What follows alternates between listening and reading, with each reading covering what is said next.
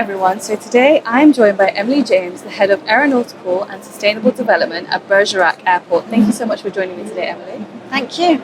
Thank you. So my first question would be, would you please start by introducing yourself to our audience, please? Okay, so as you know, I'm Emily James. I work as Aeronautical and Sustainable Development Manager for Bergerac Airport, but also Route Development Manager for Co-Pyrenees Airport, both part of the Aegis Group. Cool, thank you. So how would you say things are going for Bergerac Airport, and how have things gone during the pandemic? Where are you now in terms of passenger numbers? Well, things are going well in Bergerac. We're on track to getting back to our pre-pandemic levels, and we're up 8% from 2022, which is really good. The pandemic was a time that we took to stop and think and really concentrate on where we were going, where we'd come from, and what we needed to do next. It was also a time to do all the little refurbishing works that we needed to do on the airport. It was time to get all the admin done, and it was also a time to increase competency within the staff. So we did all sorts of lessons and courses and things. So it was really good. Yeah, okay, that sounds good. So what would you say is your passenger demographic, and what type of travel is the most popular? So business, visiting friends and relatives, for instance? Yeah, so we're the gateway to the Dordogne. Dordogne is an international holiday destination with over 6 million tourists every year, and they're going up. I think this year we're not far from the 6.5 million. So this is more than Bali.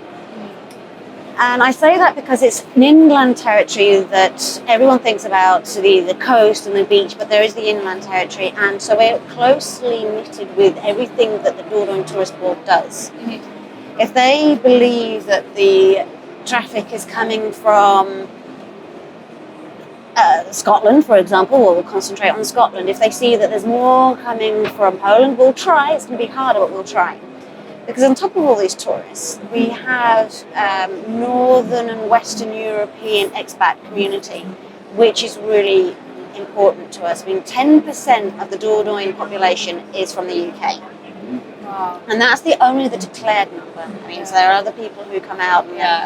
And so there's another extra part, an extra amount who are there for the 6-month period now, but through with Brexit. So or the 3 month. So it's really interesting seeing the demographics moving around, and despite what people would have thought, the UK expats are not going down, they're going up. Oh, really? As well as a lot of Americans, Canadians and Australians who are moving out either on a permanent or a semi-permanent basis and starting businesses. Yeah. Is that in part of the tourist destinations of where the airport is? Or is there something more? It's both of it. I mean, the airport, like a lot of French airports, is nearing 100 years old. But it's now really related to we don't have a catchment area per se. Okay. We can't get anyone to leave the area. We can only get people coming in. The only ones who use the flight back and forth are the expats, or the second homeowners, and VFR leisure traffic. So if we see that the UK population is strong and has a strong, safe market, well, the routes will carry on. I mean, we can see we started off with Ryanair over 20 years ago. Yeah. We used to have Flybe, who were also there for nearly 20 years. We worked with Jet2, with British Airways, and most of our destinations are from the UK. Right. Okay, so it's all tied to the history as well. It's all tied to the history. It's all tied to an expat. For me, for example, I'm okay because my parents, I moved over when I was 14. Okay. But my parents decided on the area because all of the healthcare was translated into English. All of the taxes was translated into English. We have a Franco-British Chamber of Commerce. Right. There are English schools there, so it's easy. Yeah. And you're not so alone. Yeah. Okay. Understood. And the wine's good. Always important. Okay. So for my next question, I wanted to ask, what is your route development strategy for the coming years? Are you looking to add more of the same type of traveller or demographic, and are you looking to expand into any new markets?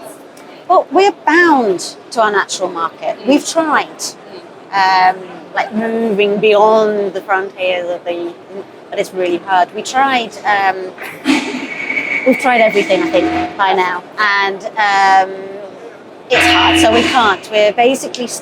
We like our expat market, and we like our VFR, so we're not. Okay, that sounds good. How do you plan on sort of developing this strategy? And are you I think you said, how will you modify your passenger experience in the airport to accommodate this? We're currently, as I said earlier on in one of my previous answers, that we used the pandemic to look at what the airport is like. And so we, since then, have been really going back to basics, listening to customer feedback, listening to airline feedback, and really working with what we have. Yeah.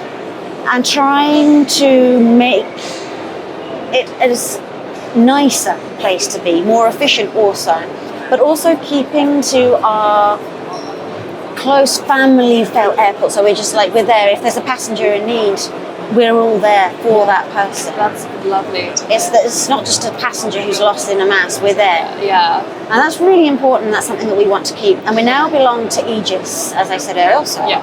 So since 2020, we joined the Aegis group, and so we're also gaining an expertise in that level. So with all these engineers and help there, that we can say, okay, we don't know how to do this, can you help us? And they say, yes, of course, we can do this, we can do that. And it makes life so much easier. Okay. We're not on our own anymore. It's good that you're developing, not losing that human touch with the passenger as well. Yeah.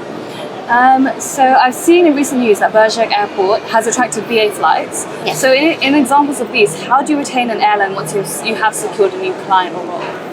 Well, for most of us, it's quite, everyone knows that it takes around 5 years to start up a route or for a smaller airport. Yeah. You have the idea, you see the market, and then you have to spend a lot of time proving it to the airlines or to your stakeholders, to everyone. So it takes a lot of time. Yeah. So for the BA, for example, I started talking to Jonathan Keenan, who is now at MAG, but I started talking to him at the time. I think it was in 2011, 2012. Wow, okay. And the route started in 2016. Yeah. So 5 years later. Yeah. And that was because I pestered him an awful lot. Yeah.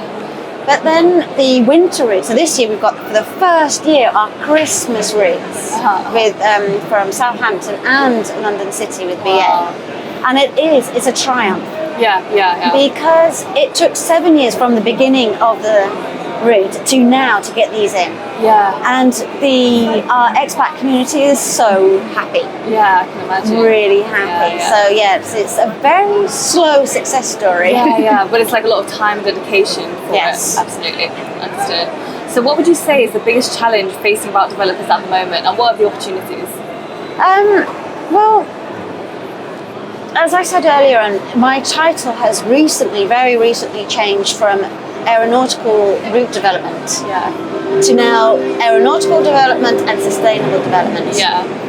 So this is our biggest challenge, but to all of us here, we have to work together and coincide aviation development and sustainable development. We can't do without it.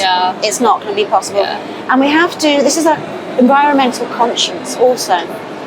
So a lot of us, I know, are working in aviation, but then going home and making sure that all our recycling's done and that we're cycling to work.